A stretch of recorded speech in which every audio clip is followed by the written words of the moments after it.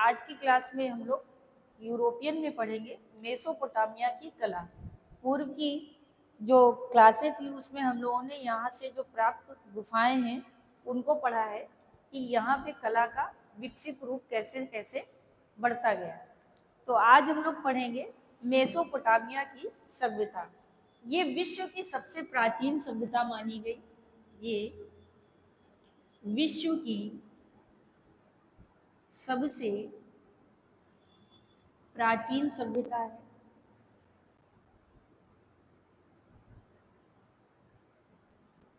ठीक है, यानी सभ्यताओं में सबसे प्राचीन सभ्यता मानी गई और इसका समय माना गया, समय इसका माना गया 6500 से ईसा पूर्व 500 ईसा पूर्व, ये इसका समय है। ये इतनी प्राचीन सभ्यता है। मेसोपोटामिया का यूनानी अर्थ है, मेसोपोटामिया का यूनानी अर्थ यह है, ये कहा जाता है कि ये जो यूनानी सभ्यता या यूनानी अर्थ इसका जो माना गया है वो माना गया है कि दर्जला और फरात दो नदियां हैं, उन नदियों के बीच में पनपी यह सभ्यता है। तो दर्जला दर्जला दर्जला इसी को कहते हैं टिग्रिस। टिग्रिस यानी इसी सभ्यता को दर्जला कहते हैं। दजला होना चाहिए, दर्जला लिख दिया, दजला और फरात। ठीक है, दजला इसी को हम लोग कहते हैं टिग्रिस। दूसरी है आपकी फरात, इसको कहते हैं, फरात को कहते हैं यूफेट्रिस। यूफेट्रिस, ठीक है। ये जो दर्जला और फरात है ये दोनों क्या है, नदियां हैं। ठीक है, इन नदियों के बीच में पनपी सभ्यता है। ठीक है, नदियों की घाटी में विकसित होने वाली सभ्यता, कहीं कहीं पे इसको कहते हैं नदियों की घाटी में विकसित होने वाली सभ्यता। ऐसा इसलिए कहा गया कि नदियों की घाटी में विकसित होने वाली सभ्यता, क्योंकि दर्जला और जो फरात दोनों नदियां हैं इन्हीं के बीच में यह सभ्यता पनपी थी। और माना जाता है कि ये सैंधो सभ्यता, सैंधो सभ्यता, ठीक है, कौन सी सभ्यता, सैंधो सभ्यता और मिस्र सभ्यता के, और मिस्र सभ्यता के, मिस्र सभ्यता के समकालीन रही, समकालीन रही। यानी माना जाता है कि जो सैंधो सभ्यता है और जो मिस्र की सभ्यता पाई गई है, आगे आप मिस्र की सभ्यता भी पढ़ेंगे, तो इन दोनों सभ्यता के कहीं ना कहीं ये जो है समकालीन रही, यानी उन्हीं के आसपास इस सभ्यता का भी जन्म हुआ। माना जाता है ये मेसोपोटामिया वर्तमान में, इसको वर्तमान में क्या कहते हैं, इस मेसोपोटामिया को, तो इसको वर्तमान में हम इराक कहते हैं। ठीक है, क्या कहते हैं, इराक कहते हैं। पहले इसी को क्या कहा जाता था, मेसोपोटामिया कहा जाता था। ठीक है, वर्तमान में इसे इराक कहते हैं। अब बात करेंगे इसके अंतर्गत कौन कौन सी सभ्यताएं थी। तो इसके अंतर्गत आपका सुमेरियन, अक्कद, ये सब वहां के नाम है। ठीक है, अक्कद, बेबीलोनिया,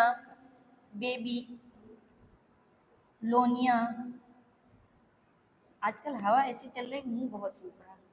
बेबीलोनिया, असीरियन तथा कैडलियन, असीरियन,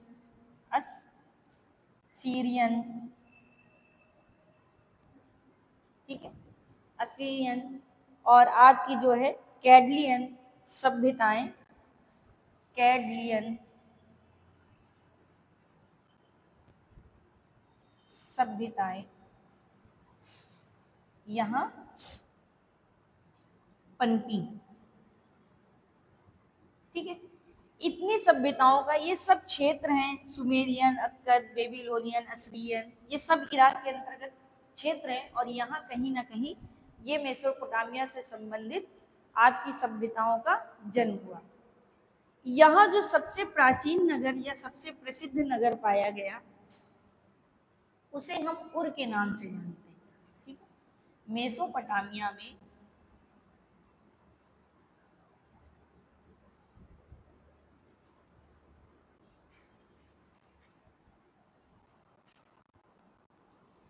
मेसोपोटामिया में या यहाँ का सबसे प्रसिद्ध नगर, यहाँ का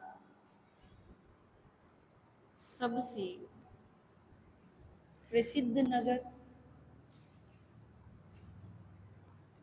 कौन सा था? तो वो था उर।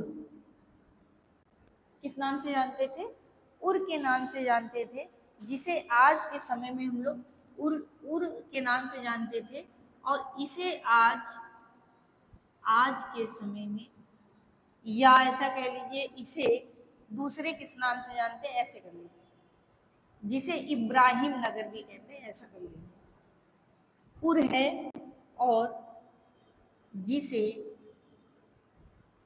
इब्राहिम नगर भी कहते हैं। ठीक है, तो यहाँ का जो सबसे प्रसिद्ध नगर है वो कौन सा है? उर है, और सबसे प्रसिद्ध माना गया है, जिसे हम लोग इब्राहिम भी कहते हैं। अब बात करते हैं कि करेंगे इस सभ्यता की खोज, यानी इस सभ्यता की खोज किसने की थी? तो इस सभ्यता की खोज सर लियोनार्ड ब्रूली,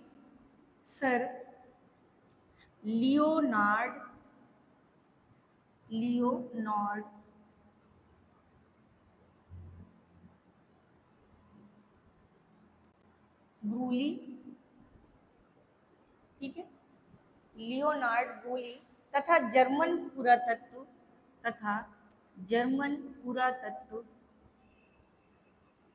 ठीक है, पुरातत्व या पुराविद कह लीजिए, पुरातत्व न लिखिए, इनको लिखिए पुराविद। ठीक है, जर्मन पुराविद कोल्डवेन ने की थी। कोल्डवेन ने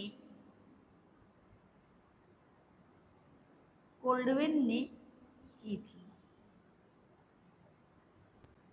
इन दोनों ने मिलकर इस मेसोपोटामिया की सभ्यता की खोज की थी।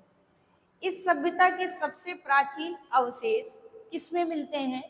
तो इस सभ्यता के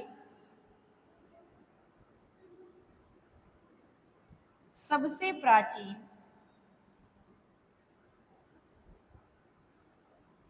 है ना, सबसे प्राचीन अवशेष हमें भवनों और प्रतिमाओं के रूप में मिलते हैं। अवशेष हमें भवनों और प्रतिमाओं के रूप में मिलते हैं।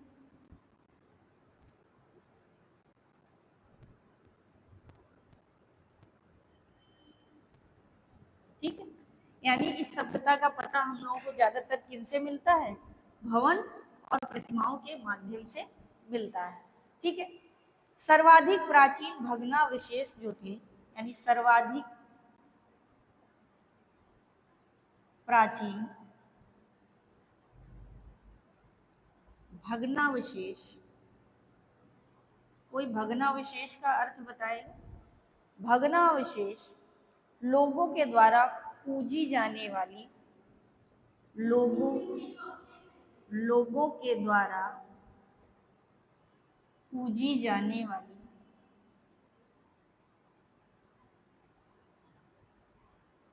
क्या चीज? हाँ, जो थोड़ी सी किसी टूटी फूटी अवस्था में मिले, उन्हीं को हम लोग भग्नावशेष कहते हैं। जिनका भंग हो चुका हो, उसी को हम लोग भग्नावशेष कहते हैं।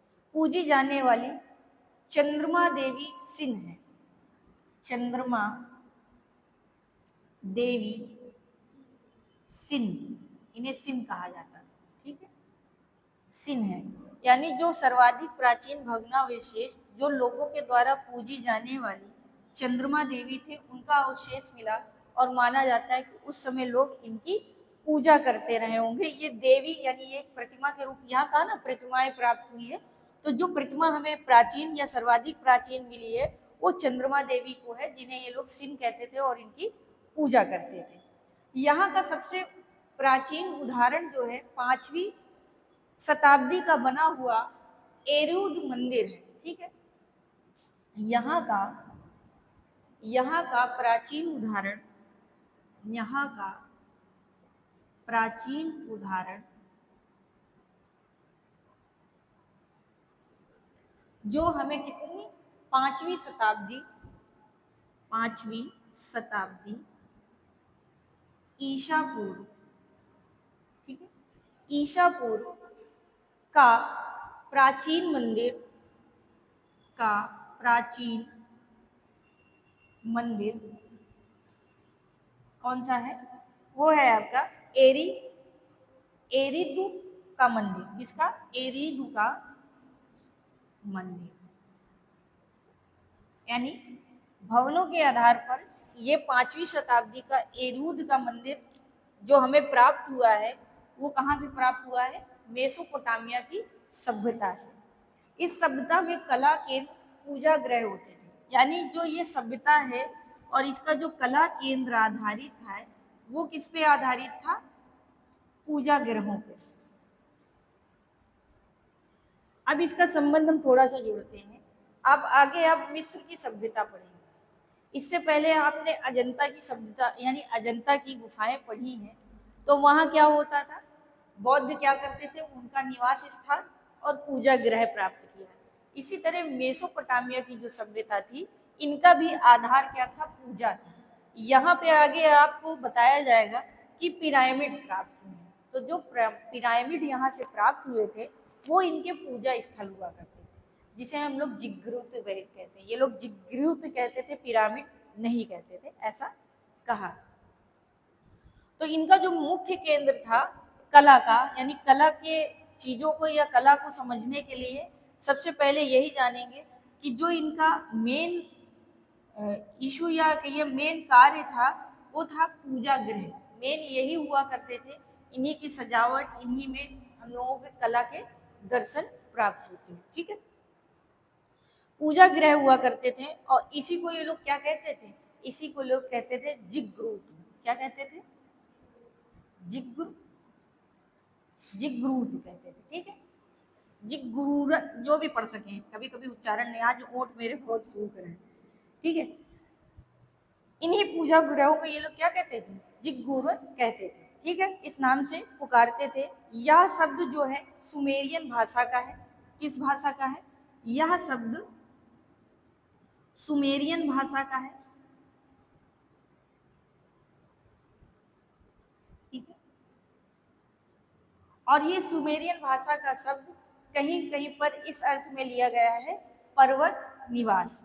कहीं कहीं पर किस अर्थ में लिया गया है?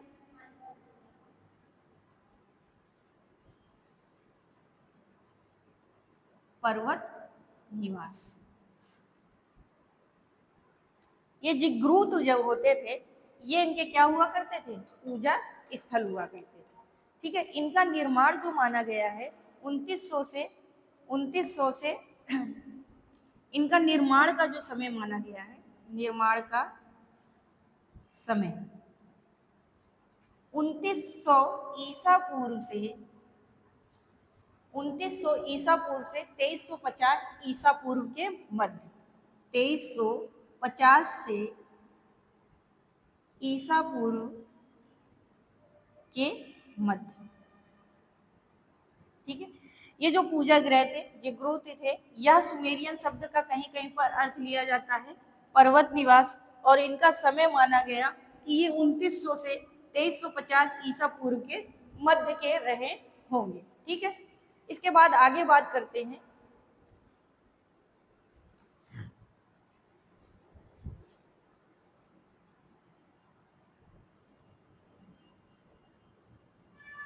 देखिए ये कहाँ पनपी है, इस चीज को याद रखना है, और यहाँ से क्या प्राप्त हुआ है ये याद रखना है, और किसने खोजा है इस सभ्यता को। ठीक है, इसके बाद करेंगे बात मेसोपोटामिया में जो सुमेरियन युग था, यानी इस सभ्यता का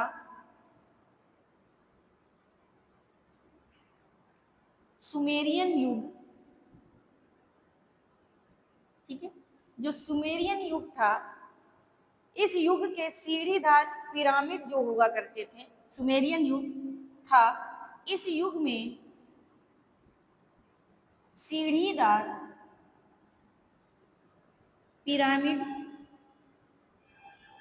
पिरामिडों का, ऐसे लिखेंगे, सीढ़ीदार पिरामिडों के आकार वाले पूजा गृह, पिरामिडों के आकार वाले पूजा गृह, ठीक है, पूजा गृह, या इन्हीं को क्या कहते थे, जिग्रतु कहते थे।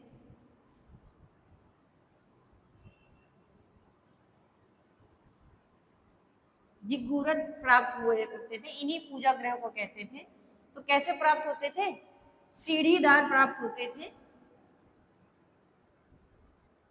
अब पिरामिड आपने देखा होगा ऐसा होता है, ठीक है, चारों तरफ से, ठीक, तो इन्हीं को ये क्या हुआ करते थे, इनके पूजा ग्रह हुआ करते थे, ठीक है, इन्हीं को, इन्हीं ये पूजा ग्रह होते थे, और इन्हीं को ये लोग क्या कहते थे, जिगूरत कहते थे। ठीक है, पूछ सकता है पिरामिडों को किस नाम से पुकारते थे। ठीक है, इसके बाद सुमेरियन सभ्यता में, यानी इसी सुमेरियन सभ्यता में ईंटों से निर्मित, ईंटों से निर्मित, ठीक है, यानी जो ये ढांचा बनाया जाता था, ईंटों से निर्मित पर्वतकार ढांचा बनाकर, पर्वतकार ढांचा बनाकर, ठीक है, पर्वत के आकार का ढांचा तैयार करते थे। ठीक है, उसको, उस पर देव स्थान बनाते थे, ढांचा बनाकर देव स्थान बनाते थे। अब जाहिर सी बात, ये कैसा आकार है, एक पर्वत का ही आकार है जिसे हम लोग पिरामिड कहते हैं, और यही इनके क्या हुआ करते थे, देव स्थान हुआ करते थे। यहाँ पर ये लोग क्या करते थे, पूजा आदि करते थे। जहां इनका क्या माना जाता था, यहाँ इनके देवता का निवास, देवता का निवास स्थान, निवास स्थान माना जाता था। ठीक है, यानी ये सभ्यता भी एक धार्मिक, धार्मिक ही स्थिति से गुजरकर पनपी थी। ठीक है, धर्म ही कहीं ना कहीं इसका कारण था। निवास करते थे, और जो निवास करते थे वो उरुक में अन इना, इनना तथा इया प्रसिद्ध जिग्रुत थे।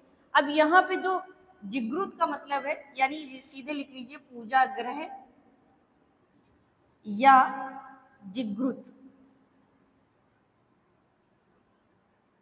यानी ये जो पूजा ग्रह थे कौन कौन से सबसे ज्यादा प्रसिद्ध थे, तो उसमें था उरुक, उरुक, ठीक है, दूसरा था आपका अन, इनना, अन तथा इनना, ये सब नाम है वहां के इसलिए अजीब लग रहे होंगे। ठीक, इया, इया आदि प्रसिद्ध पूजा ग्रह थे, या इन्हीं को आप जिग्रुत कह सकते हैं। ठीक है, जहां पे ये लोग पूजा करते थे। इसके बाद यहाँ पे कुछ मीनारे और झूलते हुए बाग प्राप्त हुए हैं, जिनके बारे में अक्सर पूछ लेता है कि कहाँ से प्राप्त है, तो उसकी बात करेंगे मेसोपोटामिया में।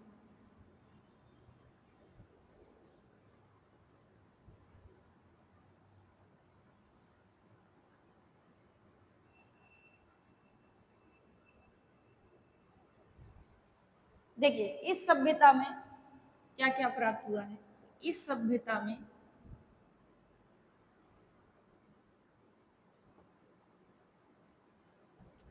बेबीलोन की मीनार क्या प्राप्त हुआ है, बेबी लोन के मीनार, इसी नाम से इसकी प्रसिद्धि है। तो पूछता है बेबीलोन के मीनार किस सभ्यता से प्राप्त हुए, मेसोपोटामिया की सभ्यता से प्राप्त हुए। और बेबीलोन इसलिए कहा गया कि जगह का नाम बेबीलोन है, इसलिए कहा गया। इसके बाद यहाँ से झूलते हुए बाग क्या प्राप्त हुआ है? झूलते हुए बाग इंग्लिश में क्या कहेंगे? हैंगिंग गार्डन है। तो ये भी पूछता है ये कहाँ से प्राप्त है? तो आपके मेसोपोटामिया से प्राप्त है। और ये कब बने थे दोनों, इनकी बात करेंगे तो ये जो है केल्डिया के शासक, केल्डिया के शासक कौन थे? शासक थे नेबूखदनेस्सर, नेबूखदनेस्सर,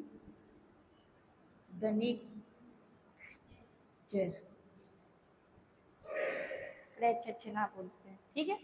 के शासनकाल में हम लोग क्या ऐसे नाम हो तो परिवर्तित हो जाए बेचारे का नाम, है? इस नाम से उसे बुलाया ही ना जाए।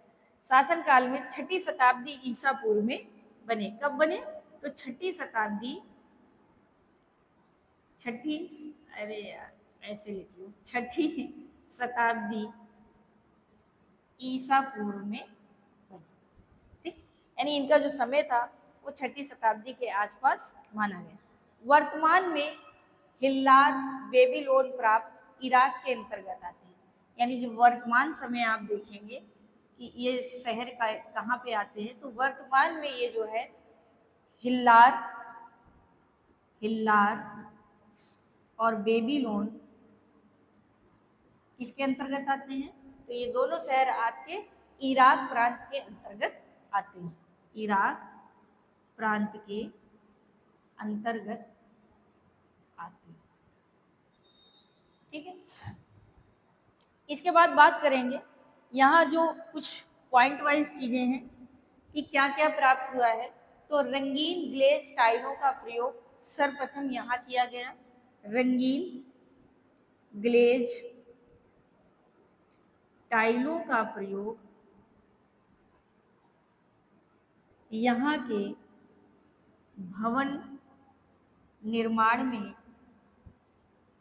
सर्वप्रथम प्रयोग किया गया, है ना। यानी सबसे पहले रंगीन ग्लेज जो हमारे यहाँ प्राप्त किया गया, यानी टाइल जो प्रयोग किए गए वो इस सभ्यता में सबसे पहले प्रयोग किए गए, ठीक है। इसके बाद चापाकार ईंटों का प्रयोग भी यही हुआ। तो चापाकार ईंटों का प्रयोग, चापाकार ईंटों का प्रयोग प्रयोग चापाकार ईंटों का प्रयोग मेसिलिम,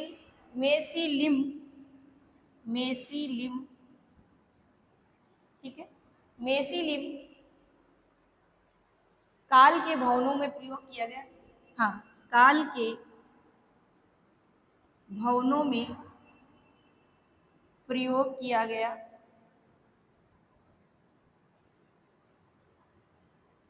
ठीक है।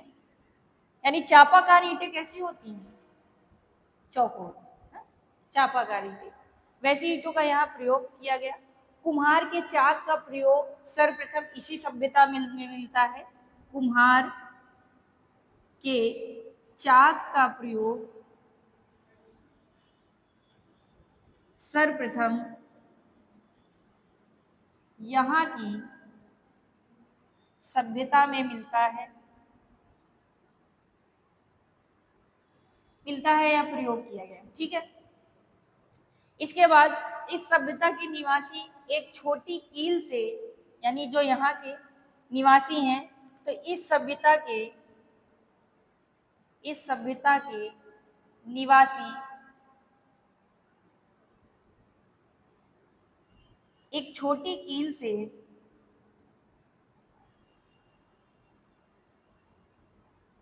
यानी जो यहाँ निवासी रहते थे वो एक छोटी सी कील से गीली मिट्टी के फलकों पर अक्षर से उकेरते थे। छोटी कील से गीली मिट्टी, ठीक है, गीली मिट्टी के जो ये लोग फलक बनाते थे, गीली मिट्टी के फलकों पर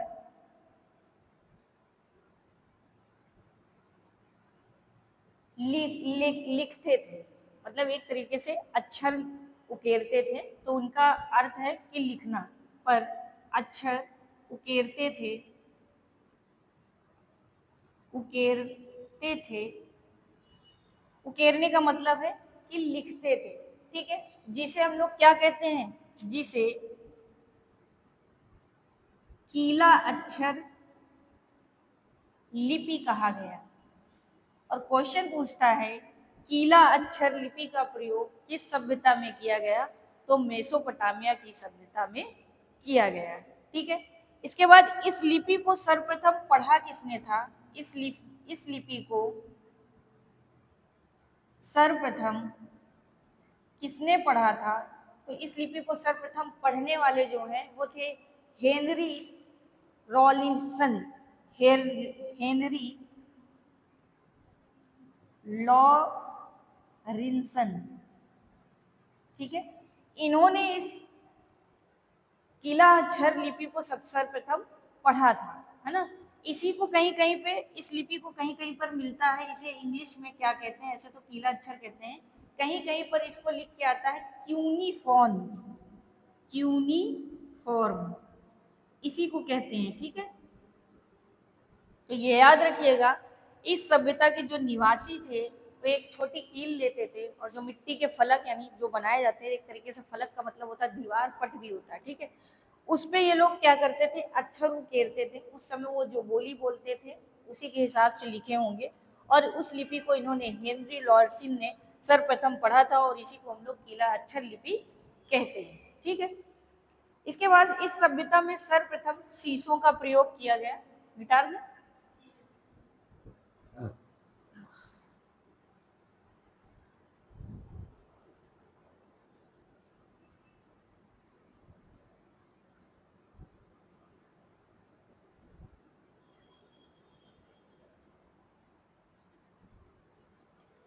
इस सभ्यता में सर्वप्रथम, ठीक है, इस सभ्यता में सर्वप्रथम शीशे का प्रयोग किया गया, शीशे का प्रयोग किया गया, ठीक है। विश्व में सर्वप्रथम वर्णमाला का भी प्रयोग फिनिशिया में हुआ था। यहाँ एक फिनिशिया शहर है, तो विश्व में माना जाता है कि विश्व में सर्वप्रथम, ठीक है, सर्वप्रथम वर्णमाला, है ना, जो पढ़ते हैं हम लोग ककारा पढ़ते हैं, तो वर्णमाला का प्रयोग फिनिशिया में हुआ था। वर्णमाला का प्रयोग फिनिशिया में हुआ था,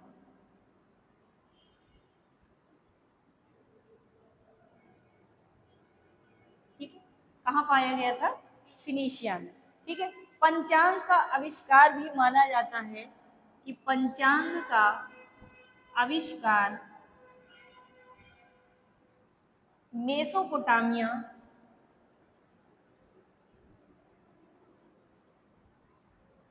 सभ्यता में हुआ, की सभ्यता में हुआ, यानी पंचांग जो हम लोग देख रहे हैं, आज पढ़ रहे हैं, ये माना जाता है कि इसी सभ्यता की देन है। मेसोपोटामिया का जो इतिहास है, मेसोपोटामिया का इतिहास, ठीक है, मेसोपोटामिया का इतिहास बेबीलोन के पुरोहित जो थे बेटोसोस ने लिखा। कौन थे, बेबीलोन के, बेबी वो भी बेबी लोन के, कौन थे, बेबीलोन के पुरोहित,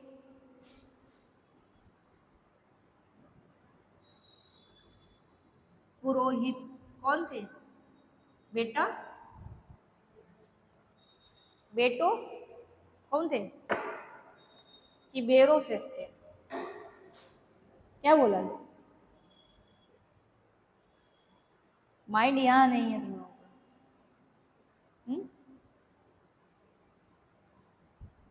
बेटोसिस,